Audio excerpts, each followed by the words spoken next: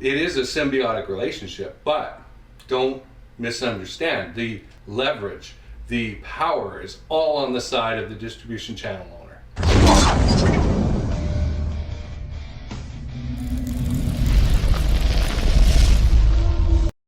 Hi, this is Jason Kanigan, President of Sales on Fire. I want to return to a topic that I covered a little while back, but I want to revisit it.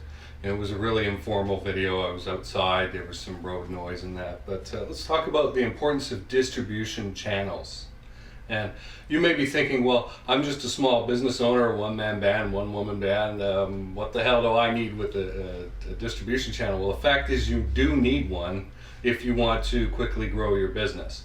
If you are comfortable surviving and going from client to client one at a time and kind of plinking them off one at a time, okay, then turn this video off because I'm not talking to you. But if you want to grow your business and have a much easier time of it, then you need to find a distribution channel. Now we talk about a hungry market. Well, that hungry market, let's say you sell biscuits. Right? And I've seen this on Shark Tank. I've seen this on The Profit, that TV show where that Marcus guy goes around. I haven't watched that in a while because I haven't been free Monday nights. But he did something with some handmade biscuits and got them into Walmart or something like that. Now, the hungry market are the people who want to buy interesting foodstuffs, right? A good morning breakfast goodies, right? And so what he did was gave them access to that distribution channel, the retail grocery store distribution channel, so that that product could get hooked up with the hungry market. Okay, and you see, without that distribution channel, without access to it, the product by itself is pretty worthless. It's just a biscuit. It's like, wow, hey, we're going to sell 100 of these or something like that. Well, what are you going to make, $100? $200? Okay, but if you can sell hundreds of thousands of these things a day, or millions, wow, now we got something.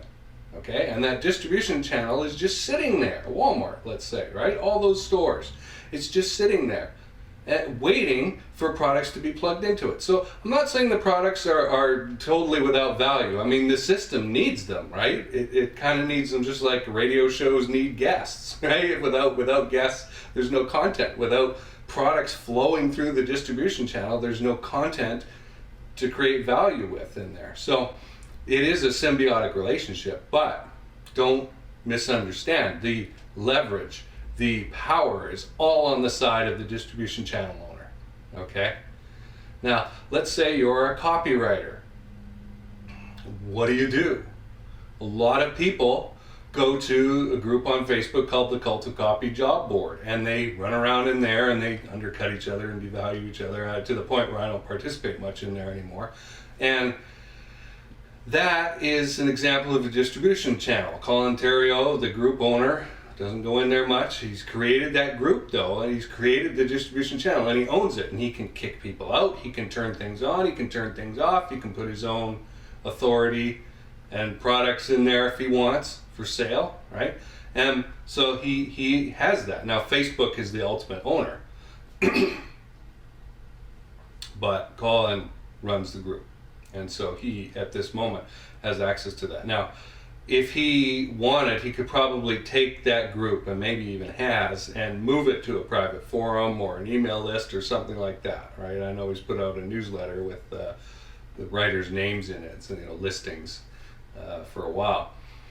But that's just an example of, if you were a copywriter, instead of trying to find clients in onesies or twosies, right, go into the Cult of Copy Job Board and see 14 in a day, right? You're bidding, there's high competition, you are bidding against lots of other writers, but at least there's a flow of work in front of you. You can see there's the hungry market, right? And that is the distribution channel that you're accessing. Okay. Another example of a distribution channel is Airbnb, right? These listings are for temporary places to stay in different towns. The listings by themselves wouldn't have much value, right? And if they tried to use another distribution channel like Craigslist or something like that, it's not that popular right now, it wouldn't do so well. That listing wouldn't sell so well. But because it's on Airbnb, which is more trusted and more accessed, and compared to Craigslist, people are using Airbnb for travel purposes, right? They're rarely going on Craigslist for travel purposes. So it's in the right hungry buyer mindset to go into Airbnb. And so that is the distribution channel. Okay. One final example, if you watch Shark Tank, I talk about this a lot. Shark Tank is all about the distribution channel.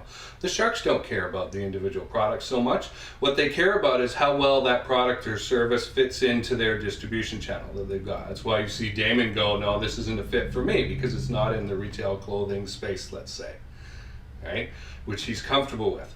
Or Mr. Wonderful or Robert Herkovich, it's not in a technology sphere or something.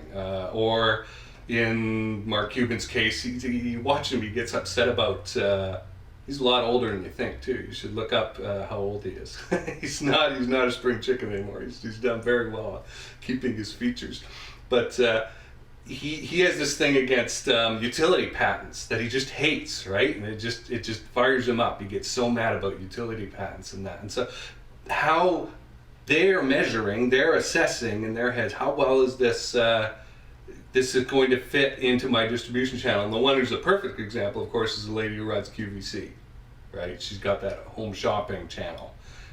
And certain products are a great fit, handbags, sunglasses, stuff like that, right? They just bang, I'll make you a millionaire, she says with a smile. Because she's got the distribution channel. She can get that product out in front of enough eyeballs of people who buy this kind of stuff on impulse a lot of the time, or are used to buying it. They're hungry for filling their lives with this extra stuff that nobody really needs, but is kind of neat, right? So that's what the sharks are offering, is access to their distribution channel. They're not offering technical expertise most of the time.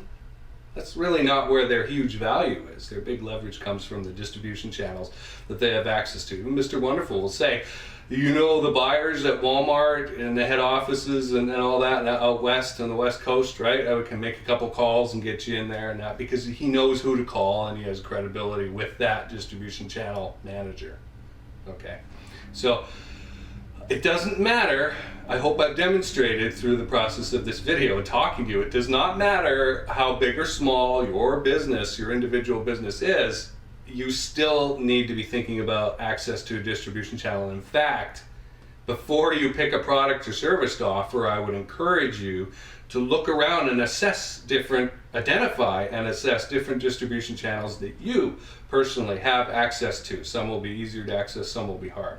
I'm in the process right now of creating a high level, management level, actually higher than the M level of management, but really high level distribution channel to get at larger companies, executives of large companies, and I'm going to own it when I'm done with that. Okay, it's going to be a thing that I have, and it's hard to develop. If it was easy, people would have done it already. Okay, one final example before I go: trade publications. That's an example of a distribution channel, right? The trade publications are to a specific target market, and they allow articles and advertising for a certain range of products or services in there. Okay. Well, that's a distribution channel to get in front of supposedly interested subscribers who ought to be a hungry market for that product or service. Okay, what can you do to access a distribution channel consistently? Okay, this isn't something you just do once and go, well, I went to the fishing hole and nothing happened. No, you got to keep coming back again and again and again and again and be consistent about it. And it takes a while for that flywheel to get going and for you to get known as the person to talk to about that particular subject. Okay? And a warning, which I've covered before, every time you quit an idea, which most people do after a few days, just a few days of effort, and jump onto the next shiny object, you go back to 0 on the exponential growth curve, you got nothing. Okay? So you have to stick with this stuff, but look for the distribution channel. This is Jason Kanigan from Sales on Fire. Thanks for watching.